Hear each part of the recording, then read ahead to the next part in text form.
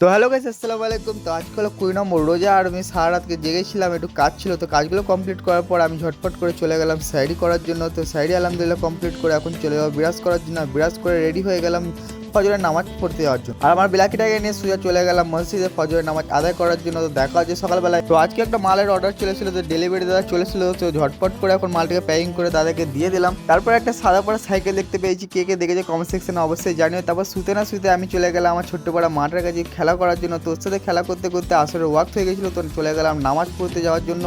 তো নামাজ পড়ার পর দেখা হচ্ছে আলহামদুলিল্লাহ আসরে নামাজ পড়ে এখন চলে এসেছি ঘরে। মা এখানে ইফতার সাজাচ্ছিল, আর আমার দুটো ছোটো ছোটো বোনি এসে কি বাদাম নিয়ে এসেছিলো, মানে বাদাম পাতা না কি বলে আমিও জানি না। তো আমি আর হাসি বা একটু বেরিয়ে পড়লাম মার্কেটে কিছু কেনাকাটি করার জন্য, মানে মুড়ি ফুড়ি কিছু কেনার জন্য।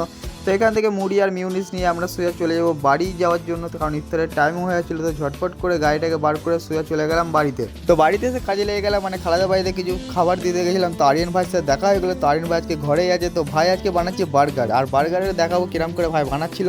তো প্রথমে যে বার্গারটা বানিয়েছিল পুরো পাও ভাজি হয়েছিল, কিন্তু ভাই এখন নিজের হাতে করে পুরো সস ফস লাগিয়ে একার করেছিল, মানে বার্গারটা বানাচ্ছিল। তো ঝটপট করে সস ফস দিয়ে, মানে দেখতেও ভালো লাগছিল, খেতে আমি খাইনি। তো ভাই কোনোদিন যদি খাওয়াই একবার, তাহলে একদিন ভিডিও বানাবো।